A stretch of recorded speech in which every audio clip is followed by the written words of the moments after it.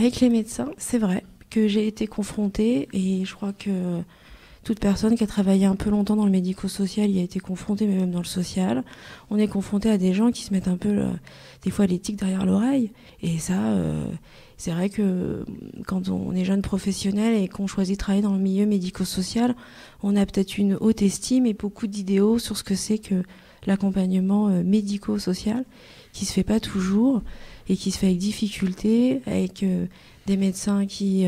alors, ils ne sont pas tous comme ça, heureusement, il y en a des formidables, mais moi, voilà, j'ai rencontré des médecins parce qu'aussi, à un moment donné, j'étais dans une institution qui était en grande souffrance, où on était tous en souffrance et on ne savait plus travailler ensemble, et que du coup, ça a cristallisé aussi des pratiques professionnelles très contestables. Peut-être autant chez moi, d'ailleurs, et je le dis à demi-mot, que chez les autres également. Voilà, donc après la solitude... non, je pense, moi j'ai beaucoup travaillé avec des éducateurs encore aujourd'hui, et c'est vrai que ils sont pas dans le métier en tout cas dans la fonction que j'exerce en ce moment, moi je suis le rappel à la réalité, et la réalité, elle est pas tendre, et l'éducateur n'est pas nécessairement dans cette place-là. Donc on partage, on échange. Après, en fonction des professionnels avec qui on travaille, il y en a qui l'ont beaucoup plus intégré que d'autres, quelle que soit leur fonction.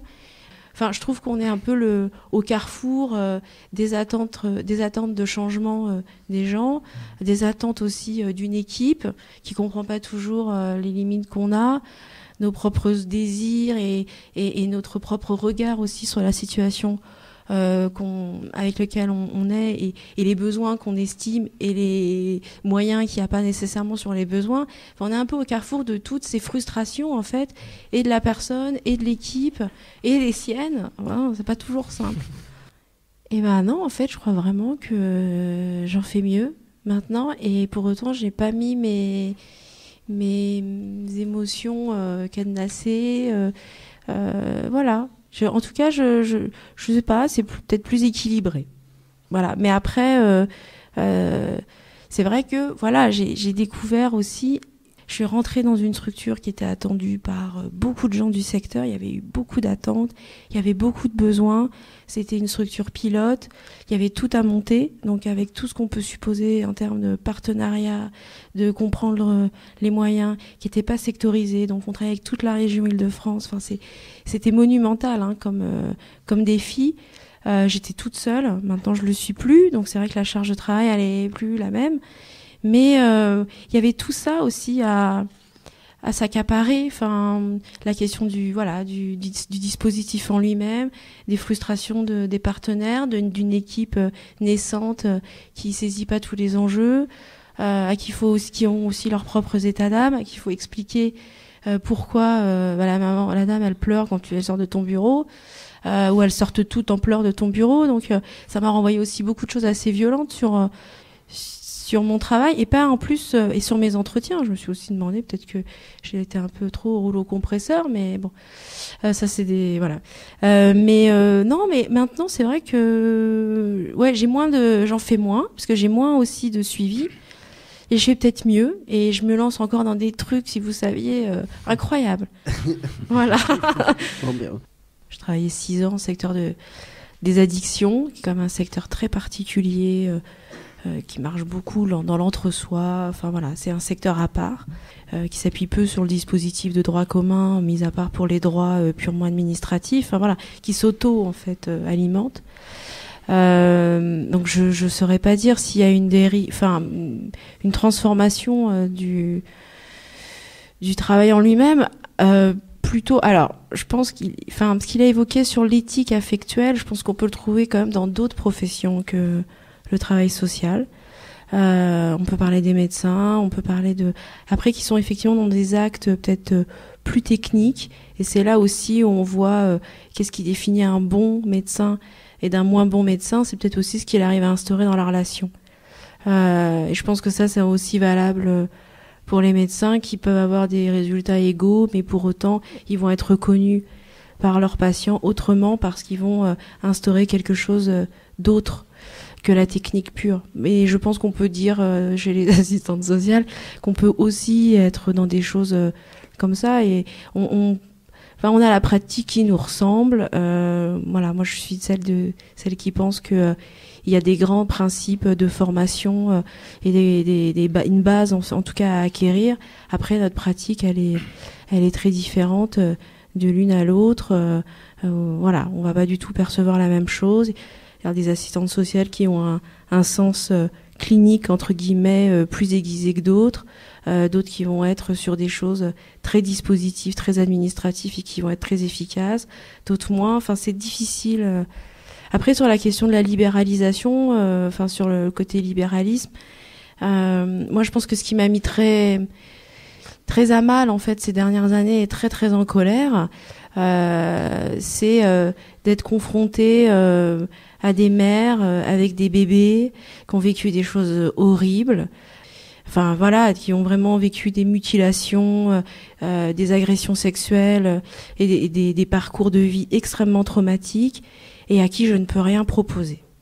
Et ça, c'est vrai que ça, je l'ai un peu mauvaise. Ouais. Je me suis retrouvée en 2011, c'est une anecdote, hein, mais en 2011, quand le SAMU social a fait grève à un moment donné, je me suis retrouvée avec 3 patientes à l'hôtel de ville pour protester parce que justement, j'arrivais à joindre personne pour une sortie au 115 depuis 3 semaines.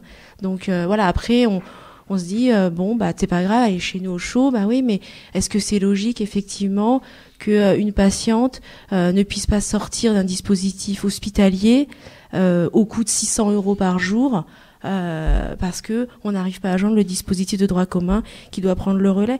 Et en fait, c'est toutes ces logiques, je crois, qui me hérissent encore. Hein, je suis encore capable de me mettre en colère. C'est ces logiques très dispositives, très administratives. Vous rentrez dans une case et pas dans une autre, alors que il y a une population grandissante qui est en besoin d'accompagnement individuel, qui ne s'y retrouve plus et qui ne rentre dans aucune case. Et c'est toute la difficulté du dispositif. Il est hyper complet si on le regarde sur le papier, mais il est très segmenté et il n'interagit pas l'un avec l'autre. Donc en fait, c'est soit vous êtes ça, soit vous êtes ça. Et en même temps, il y en a qui sont tout et rien et qui ne rentrent dans rien. Et c'est vrai que quand on détermine les besoins et ce qu'il faudrait mettre en place et qu'on peut pas, et donc ça c'est voilà. Je sais pas si c'est du libéralisme, mais oui. Voilà. J'ai remarqué en fait qu'il y avait effectivement beaucoup de le DAO, le SIAO, il y a quoi d'autre, il y en a pas mal, hein. Ben c'est ça, c'est-à-dire que quand je disais elle pleure, elle sort de mon bureau, c'est que je leur dis. Enfin moi je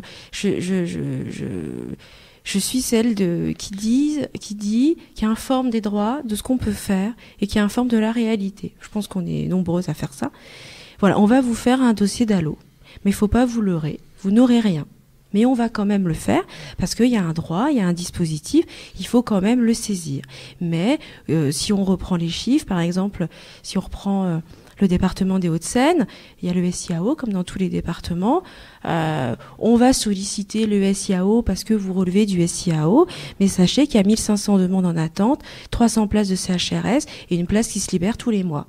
Donc, vous calculez, ça fait une chance très infime. Et effectivement, c'est très désespérant pour les femmes, mais entre eux, entretenir un espoir vain. Parce qu'elles sont, enfin, il faut se situer quand même que quand elles, moi je vous parle des personnes que je suis, elles ont un bébé, donc c'est aussi l'annonce d'autre chose, c'est le début d'une autre vie, c'est une étape de vie, et du coup elles ont des projets, elles ont des désirs qu'elles avaient déjà avant, mais qui réémergent et qui sont doublés en fait par la naissance de cet enfant.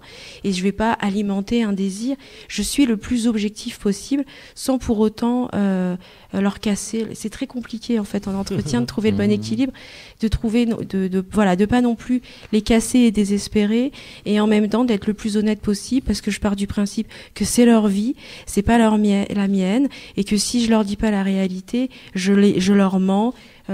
C'est absurde, et je mens dans la relation ce que je peux faire. Bah, d'abord sur le moment, je me sens un peu vide. C'est horrible. J'ai d'abord essayé de chercher. Alors, je vais d'abord essayer des fois, je vais dire, je vais réfléchir. Voilà, je vais réfléchir parce qu'il n'y a rien qui me vient, parce que je vois tous les trucs fermés, les trucs impossibles. Donc, je leur dis, je vais réfléchir. Et puis, du coup, derrière, j'essaye, vous voyez, avec ce que je connais, je fais interagir dans ma tête.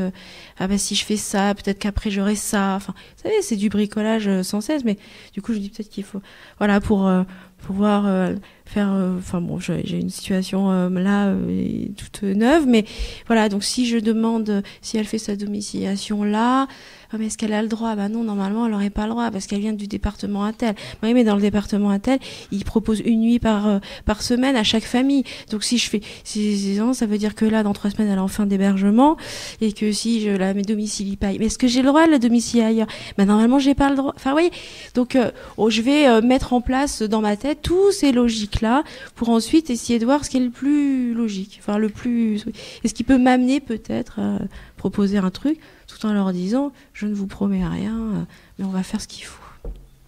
Il y a une partie de la profession qui m'a remerciée, j'étais surprise, et qui m'a dit je me sens moins seule parce que tu as mis des mots sur ma solitude, voilà, sur ce que je ressens seule le soir, sur certains malaises que je ressens, une caution à laquelle je participe, et qui me met très en colère, et en même temps je peux pas faire autrement. Donc il y a eu une grande partie en fait d'assistantes sociales qui m'ont remercié en fait surtout de pouvoir écrire sur. Moi j'ai parlé de ma solitude, de mon regard, et en fait il a croisé d'autres expériences, pas nécessairement dans le même secteur d'activité, mais surtout sur la logique administrative, voilà, ce dont on parlait actuellement. Et une autre, j'en ai moins entendu, mais peut-être qu'elles n'osent pas me le dire, je sais pas trop, mais d'autres, quelques retours plus, ouais, quand même. Vous voyez, par exemple, en école de formation, ça n'a pas été très bien accueilli. Je sais que, par exemple, chez des formateurs, ça a été plus compliqué de l'accueillir. Il y a des étudiants qui l'ont lu, en fait, et donc il y en a qui l'ont trouvé déprimant, et je peux comprendre que d'une certaine façon, on n'a pas forcément envie de déprimer les étudiants. Et puis il y en a d'autres qui l'ont trouvé juste, voilà, dans ce qu'ils observent déjà des stages, et pas langue de bois. Voilà. Ça, c'est des retours d'étudiants que j'ai eus, donc mitigés. Mais sur les écoles de formation, 2-3 écoles, ça a été plus tendu. Mais je crois que j'ai fait ce livre pas pour offrir des solutions, parce que d'une part, c'est pas mon travail. Après, ça veut pas dire que j'en pense pas, moi. Mais aussi, surtout, parce que je crois que j'en ai eu un petit peu marre à un moment donné d'entendre cette stigmatisation des services sociaux dans la société en règle générale, dans les médias, dans les faits divers, notamment sur la protection de l'enfance. Et je crois que j'en ai eu un petit peu marre de lire des commentaires. Après, bon, c'est que tout se lit et tout peut s'écrire sur le web.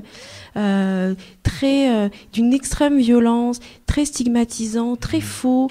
Je crois que ça m'a agacée. Et j'en ai eu un petit peu marre qu'on pense que les services sociaux soit ne faisaient pas leur travail, soit filaient du fric à n'importe qui, n'importe comment, et entretenaient des hordes d'assistés. Je crois que derrière, c'était un peu l'idée de dire c'est un peu plus compliqué que ça. Vous vous en doutez peut-être, mais j'ai envie de vous le dire. Voilà. Mais on a du mal à parler aussi. On a la tête dans le lit. Enfin, les travailleurs sociaux, ils vivent la société en live, quoi. Vous voyez, alors les dispositifs, les lois, ils sont toujours 10 ans de retard entre le moment où ils disent il y a une émergence de besoin, on va mettre un truc en place. Il y a toujours 10 ans de décalage, alors que les travailleurs sociaux, ils vivent le truc en live, et du coup, c'est pas simple, effectivement, de prendre un peu de hauteur et de se questionner aussi sur ce qu'on fait, à quoi on participe. Enfin, c'est difficile, enfin, c'est violent, hein, parce qu'après, il faut avoir envie d'aller retourner bosser. Là, je suis toujours dans le même poste. Oui. Voilà. Je vais faire une formation. Je voudrais créer une association, là pour le coup plus militante, un truc un peu plus militant sur les violences faites aux femmes, quelles que soient les violences, et avec leurs bébés. Ça, c'est un sujet qui me... Donc voilà, j'ai un projet professionnel de création. Je sais pas ce que ça va donner, parce que c'est pas le bon moment pour faire ça, hein, au niveau des financeurs. Vous pouvez créer une structure ? Ouais. Ouais, je voudrais créer une structure parce qu'il y a un gros, il y a un manque